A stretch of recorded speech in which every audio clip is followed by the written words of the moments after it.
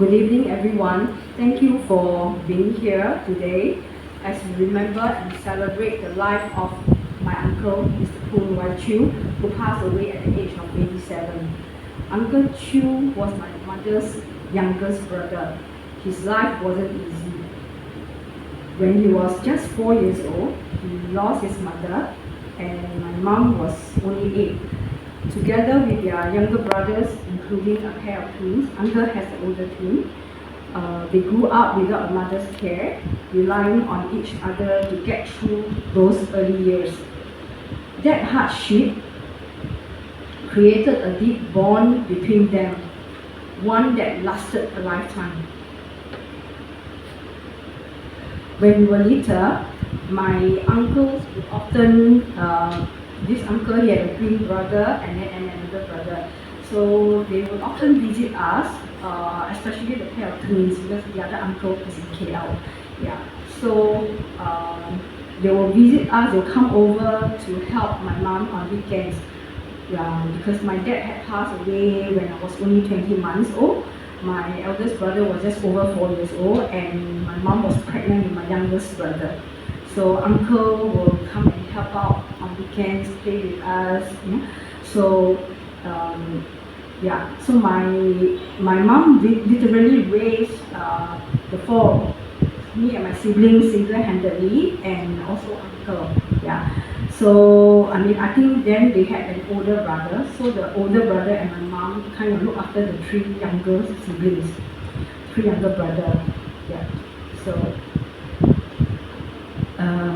my uncle, especially Uncle Chu and his older twin, will often come to play with us. So those moments actually meant a lot to us. So years later, when I still remember when I was staying at Potong Pasir, my three uncles, especially the twin, would come by on weekends.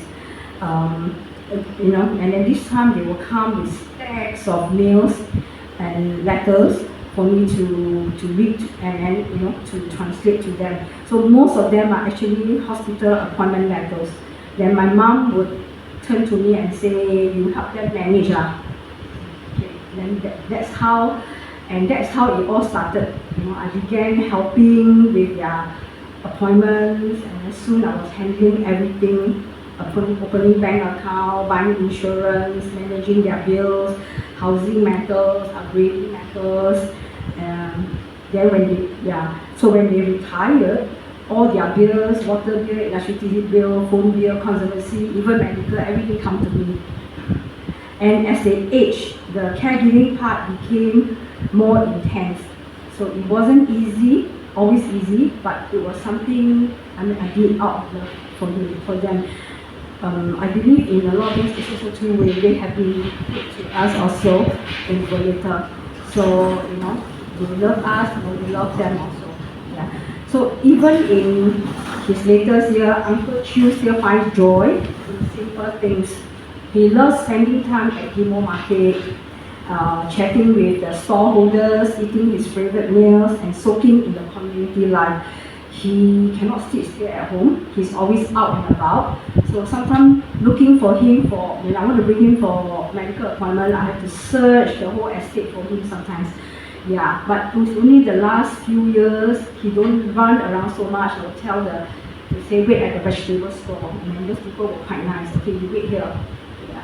So in the past, I always remember very hard to find him, to bring him for appointment. Yeah. Okay, so then, then the people in the market, he made wonderful friends there and they truly cared for him. So whenever something didn't seem right, the people in the market, in the house, they will all call me. So far I have 2 contacts there. They will call me and tell me, something is wrong, not right with him, please come down and see him. Yeah, then to check on him. So although we didn't live together, it always warmed my heart to know that he was surrounded by good people who look out for him.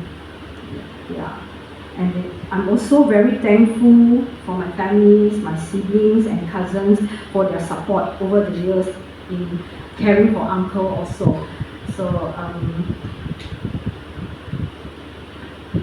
offering advice and encouragement, especially to my cousin-in-law Yan, who is a nursing professional. Every time uncle was hospitalized, I was like, I'm stuck. I don't know what to do, and doctor asked for decisions. So I always go to her for medical advice. Sometimes she even come down to the hospital to help me talk to uncle. Yeah, so I thank you for her medical advice and the steady guidance she gave me. So much reassurance. And I'm also grateful to Bao Zhu, who always offer me emotional support with her presence and hearing me out, giving me a listening ear. Sometimes I'm so frustrated, Yeah, I'm also thankful for my cell group members who also, often keep me in prayers. Yeah. Okay. Then I also thank God for Uncle Chew's salvation. So around 2005 or 2006, he went through a heart bypass surgery. So before the surgery, my cell leader then was Sister Grace He and Pastor Wiley. So they came and then they prayed for Uncle, and then Uncle told them, I'm very scared. So they prayed and they shared God's love with him and assured him that God would be with him. And then right there and then Uncle said he wanted to accept Christ into his life. So he said the sinner's prayer then. So I'm thankful that he did and that he is now resting peacefully in the Lord's embrace. Yeah. So Uncle Chew was a kind man, actually I should say, like that's how the neighbors and all describe him. He's very kind. Yeah. So then he is, despite the challenges he faced, he does complain a little, but not say like, very bad, like he just happy-go-lucky, joyful, then he'll just go to his market, walk around, do all his things that he wants. Yeah, so today as we say goodbye, we also celebrate a life of, resilience, simplicity and faith. So Uncle will always be remembered as the youngest brother who went through so much, a kind soul loved by his community, and a man who finished his journey with peace in his heart. So may Uncle rest in God's eternal love, reunited with his family who went before him, and may we continue to honor his memory through kindness and love, just as Uncle quietly showed us throughout his life. Thank you. One thing I forgot to share. Yeah, you see, I saw this as I was tidying his things today. I saw this thing. So I got a translator just now. He said he actually shared Christ with at least 5 people. So this was like a cert given to him. Yeah, it was from Church of Savior. So this was his pass from the Church of Savior. So he will always carry with him, so he always show me. Yeah, then one day he came back, he passed me the baptism cert also. He said, oh, what size all like I said, huh? 咩冇同我講啊？我 support 你嘛？唔使啦，唔使，嘈咗啦。So this is very cute. Yeah, sometimes it's very cute.